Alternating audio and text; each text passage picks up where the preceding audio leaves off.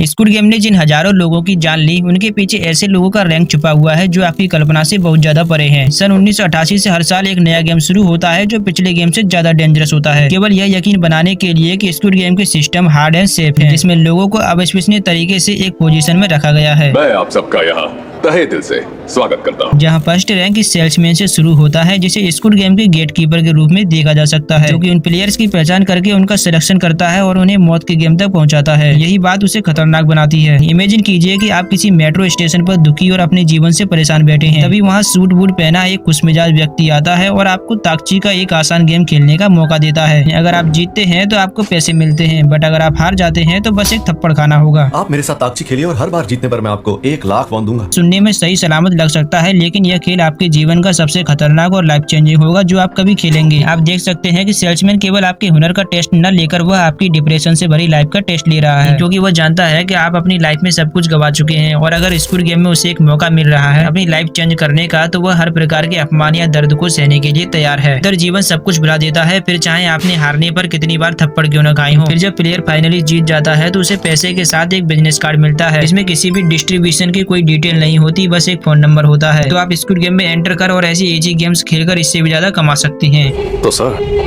क्या आप मेरे साथ गेम खेलना चाहेंगे? यही सेल्समैन का रोल है जो अपने टैलेंट से प्लेयर को जोड़ता है, बट ये किसी को भी गेम खेलने के लिए मजबूर नहीं करते। देखा जाए तो सेल्समैन सिर्फ एक भर्ती करने वाला नहीं है, बल्कि वह एक मैनिपुलेशन करने वाला है, जबकि उन्हें बचाने के अलावा वह उन्हें और भी खतरनाक सिस्टम में बांध देता है। वास्तव में देखा जाए तो सेल्समैन खुद इन गेम्स का खलनायक है। सो किस प्रकार वह सबसे कमजोर लोगों को खोजता है और उन्हें इन अमीर जादों का मनोरंजन बना देता है। इसलिए सेल्समैन इन टॉप रैंक वालों से बिल्कुल डिफरेंट है, फिर भी वह इन सभी में सबसे इम्पोर्टेंट लोगों में से एक है। लेकिन अगर वह है तब भी वह इन हजारों लोगों की मौत के लिए अविश्वसनीय रूप से जिम्मेदार नहीं है। उसके हाथ एकदम साफ है। सेल्समैन के दिमाग में तो यही है, बिकॉज जब वह किसी व्यक्ति को बिजनेस कार्ड देता है तो वह प्लेयर्स को उनके डिसीजन पर छोड़कर चला जाता है। फिर भी अगर आप उसे जिम्मेदार मानते हैं, जैसे कि सोंगी हुन ने उन्हें गलत समझा और उन्हें खोजने के लिए 2 साल से अधिक समय लगा दिए। अगर वो इस बार भी हाथ नहीं आया ना, तो 1 साल और इंतजार करना पड़ेगा। लेकिन वह मिला भी तो उसने एक और गेम स्टार्ट कर दिया, जिसमें सेल्समैन ने 2 व्यक्तियों को स्टोन पेपर सीजन खेलने पर मजबूर किया, जिसे आप एक रूम का स्क्विड गेम भी बोल सकते हैं, जहां वो इन दोनों में से एक को मार देता है और जो जीवित बचता है उससे पूछता है कि तुम किसके लिए काम करते हो। पता चलने पर सेल्समैन सोंगी हुन के अड्डे पर पहुंच जाता है। तुमने तो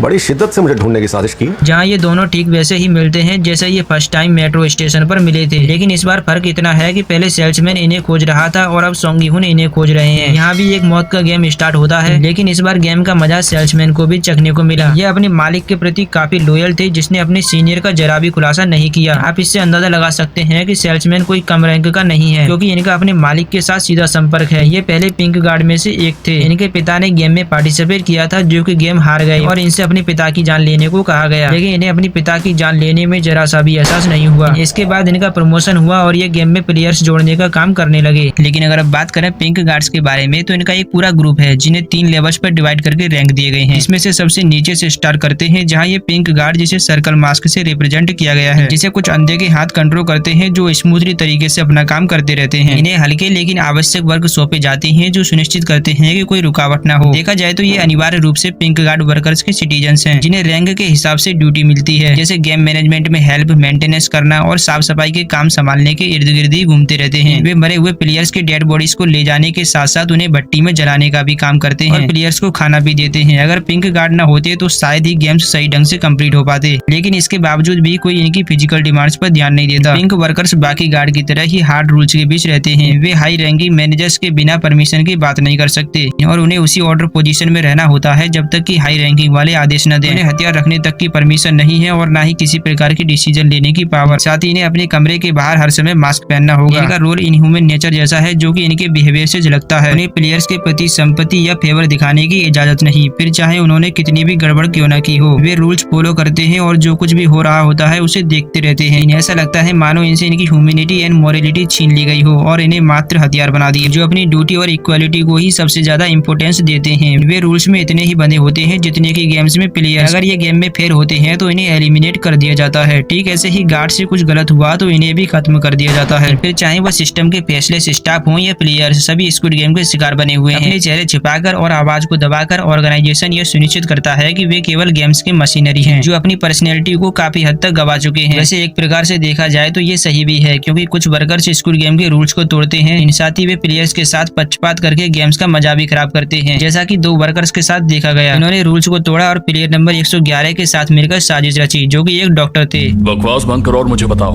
कल कौन सा गेम खेलने वाले हैं। ये पिंक सोल्जर के साथ जुड़कर मरे हुए प्लेयर्स के ऑर्गन्स का कालाबाजारी करते थे। वैसे देखा जाए तो ऑर्गन्स कलेक्शन का ये अभियान सीजन 2 में भी जारी था, जबकि इन्हें ऐसा करने पर सीजन 1 में काफी बुरी सजा मिली थी। परंतु यहाँ हम देखते हैं कि कुछ गार्ड्स जानबूझकर प्लेयर्स को गेम में जिंदा रखते हैं। मैंने बोला था ना तुम्हें, वही बॉडीज लाना जिनमें थोड़ी जान बाकी हो। क्या बकवास कर रहे हो? मैंने जानबूझकर इन्हें सिर्फ घायल ही किया था। और ये गार्ड इन वर्कर से हाई रैंक पर है, जिनके मास्क पर ट्रायंगल बना हुआ है, जो स्क्विड गेम के ब्रूटल रूल्स के ऑफिशियल प्रमोटर हैं, जिन्हें गेम्स के बीच बल और भय बनाए रखने का काम सौंपा गया है। इन दोनों गार्ड्स के बीच यही मेजर डिफरेंट है, जो कि अपने रैंक के हिसाब से ज्यादा कठोर और गुमनामी में रहते हैं, जो गेम्स में कंट्रोल और डर का माहौल बनाए रखते हैं, जिससे कि कोई गेम में चीटिंग या उनके रूल न तोड़े। इसलिए इन सोल्जर को सब मशीन गन और रिवॉल्वर से लैस किया जाता है, ताकि यह सुनिश्चित किया जा सके कि गेम में फेल प्लेयर्स को जल्दी से खत्म किया जा सके। जिसमें गार्ड नंबर 11, जो कि इन रूल्स को सही से फॉलो कर रही थी। जिनमें थोड़ी जान बाकी थी, उन्हें दोबारा गोली मारने की क्या जरूरत थी? मैं तो सिर्फ अपना काम कर रही थी सर। वह इन बुरे गार्ड से लड़ रही थी जो प्लेयर को अपने फायदे के लिए जिंदा रखते थे। ऐसा इसलिए क्योंकि उन्हें दुखी एंड फेल प्लेयर्स को खत्म करने के ऑर्डर्स मिले थे कि उन्हें आइलैंड पर लोगों को खत्म करने के साथ साथ रूल्स भी फॉलो करने होंगे। तो ये इस झगड़े को शांत न कराए, क्योंकि यह भी एक प्रकार की स्पेशल गेम होती है। परंतु सीजन 1 और 2 में जब लड़ाई हुई तो उन्हें रोकने का एक कारण यह था कि गेम में ये दोनों एक स्पेशल कैरेक्टर थे, तो इन्हें बचाने के लिए ही गार्ड्स को जल्द से जल्द वहाँ पहुँचना पड़ा, बिकॉज इन्हें दोनों बार ही ऊपर से ऑर्डर मिले थे। और अगर अब बात करें पिंक गार्ड्स के टॉप रैंक के बारे में, जिसके मास्क पर एक वर्गाकार शेप बना हुआ है, जिन्हें गेम में एक स्पेशल दर्जा दिया गया है, जो फ्रंटमैन के साथ काम करते हैं, जिन्हें आप ग्राउंड लेवल के लीडर कह सकते हैं। यह पिंक सोल्जर ट्रायंगल और सर्कल वालों की देखरेख के साथ साथ गेम को स्मूथली एंड कैपेबल तरीके से मैनेजमेंट करते हैं। इनके पास केवल रिवॉल्वर ही होती है। ये बाकी गार्ड्स के कंपेयर में इसलिए खास है क्योंकि ये लोएस्ट रैंक से ऊपर उठकर आए हैं, जो लीडर की अनुपस्थिति में गेम्स के सभी काम संभालते हैं। एक प्रकार से देखा जाए तो ये स्क्विड गेम की रीढ़ है, जिन पर लीडर्स का ज्यादा भरोसा है। वे फ्रंटमैन और लोएस्ट रैंक के मिडिल पॉइंट में काम करते हैं, उनके ऑर्डर्स को लागू करते हैं, साथ ही गार्ड्स के बीच अरेंजमेंट बनाए रखते हैं, जो कंडीशन के हिसाब से खुद भी डिसीजन ले सकते हैं, जबकि यह दर्जा अदर गार्ड्स को नहीं दिया जाता। यह प्लेयर्स और सभी गार्ड्स के बीच अधिक स्वतंत्रता से बोलने के साथ साथ प्रोग्राम्स की भी अनाउंसमेंट कर सकते हैं। इन सब के बावजूद भी यह पूरी तरह से इंडिपेंडेंस नहीं है, बल्कि इन्हें भी बड़े हाथ कंट्रोल करते रहते हैं, यानी कि ये भी रूल्स में बंधे हुए होते हैं, जैसे कि हनीकॉम गेम में देखने को मिला, जहाँ प्लेयर नंबर 119 जिसने वर्गाकार गार्ड पर बंदूक तान दी थी और उसे मास्क उतारने पर मजबूर किया। जब प्लेयर ने देखा कि मैनेजर वास्तव में कितना यंग है तो उसने खुदकुशी कर ली। हालांकि उसने गार्ड से मास्क दबाकर उसे भी मुसीबत में डाल दिया। फ्रंटमैन वहां आया और उसे रूल तोड़ने पर शूट कर दिया। याद रखना, अगर तुम्हारा चेहरा दिख गया तो तुम मारे गए। फाइनली देखा जाए तो फ्रंटमैन इस लिस्ट के दूसरे सबसे हाई रैंकिंग मेंबर हैं। ये अपने से नीचे के लोगों पर कंट्रोल बनाए रखते हैं, जो गेम्स के साथ साथ गार्ड्स के हर कदम पर नजर रखते हैं। एक्चुअली फ्रंटमैन खुद पहले गेम्स के विनर रह चुके हैं। आप देख सकते हैं कि इनकी पत्नी को एक रेयर बीमारी थी, जिससे इनकी हालत ज्यादा खराब हो गई, सो अर्जेंट इन्हें लिवर ट्रांसप्लांट की आवश्यकता थी। और तभी इन्हें इलाज के दौरान पता चला कि इनकी पत्नी प्रेग्नेंट भी है। डॉक्टर ने बताया कि डिवोर्स करा लें तो वह बच सकती है, लेकिन इन्होंने इसके लिए मना कर दिया और खतरा उठाकर बच्चे को जन्म देने का डिसीजन लिया। बट अनफॉर्चुनेटली उनकी डेथ हो गई और उनके परिवार को न तो ऑर्गन डोनर मिल सका और ना ही पैसा, जबकि इन्होंने बहुत सारा उधार ले लिया था, फिर भी ये इन्हें नहीं बचा सके। फ्रंटमैन ने सालों पहले ही अपने सौतेले भाई को किडनी दान कर दी थी। वो आदमी जिसके पास सिर्फ एक ही किडनी थी, और वो आदमी मेरा भाई है। इन्होंने रॉन्ग व्यक्ति से कर्जा लिया था, जिस वजह से इन्हें कजन पुलिस फोर्स मेंबर्स ने इसे रिश्वत के रूप में देखा, सो इन्हें नौकरी से भी निकाल दिया गया और इन्हें स्क्विड गेम में ढकेल दिया। अब इनके पास पैसे कमाने का यही एक तरीका था। इसके बावजूद भी इन्होंने गेम्स की खूबसूरती को देखा। उसे विश्वास था कि जब तक दुनिया अच्छे के लिए बदलने का फैसला नहीं करती, तब तक स्क्विड गेम ऐसे ही चलती रहेगी। ये कोई बच्चों वाला खेल नहीं है, इस तरह तो हमने से कोई नहीं बचेगा। बट इतना हाई रैंकिंग पोजीशन पे होने के बावजूद भी इन्होंने सीजन 2 में सब कुछ त्याग दिया, ठीक वैसे ही जैसे ओइलम यानी प्लेयर नंबर 1 ने किया था। जब फ्रंटमैन को पता चला कि सोंगी हुन अगेन गेम में पार्टिसिपेट करने वाले हैं, तो ये भी गेम में प्लेयर नंबर 1 के रोल में एंटर होते हैं, जहाँ ये अपना नाम योंग इन बताते हैं ताकि किसी को इन पर शक न हो और सोंगी हुन के नजदीक रहकर उनके साजिशों का पता लगा सके। तुम्हें तो अगली गेम पता होगी ना। इनकी एंट्री ही गेम में बिगेस्ट बैटल बन जाती है, क्योंकि फ्रंटमैन ने समाज का सबसे बुरा रूप देखा है, उसे ह्यूमैनिटी में कोई उम्मीद नहीं है, जबकि सोंगी हुन इनके अपोजिट हैं। गेम में फिर से प्रवेश करने से लेकर और सोसाइटी द्वारा कचरा समझे जाने वाले लोगों से घिरे होने के बावजूद उसे उम्मीद है कि वे सभी इस डेडली गेम से जीवित बाहर निकलेंगे। हालांकि जब फ्रंटमैन गेम में एंटर हुए तो इन्हें एक नई फ्रंटमैन की जरूरत थी जो इनके बाद गेम्स और गार्ड्स पर नजर रखे। यहाँ हमें एक न्यू कैरेक्टर देखने को मिला जिसकी पोजीशन इन सभी से डिफरेंट है, जो कि पिंक गार्ड्स का बिल्कुल उल्टा है, जिसे ऑफिसर के रूप में दिखाया गया है। यह एक और पावरफुल पोजीशन है, बट ये ऑफिसर काफी ब्रूटल के साथ साथ एक बुरा व्यक्ति है जो खुलेआम तरीके से प्लेयर्स के ऑर्गन्स का कालाबाजारी करता है। वो तो वैसे भी मरने वाले हैं।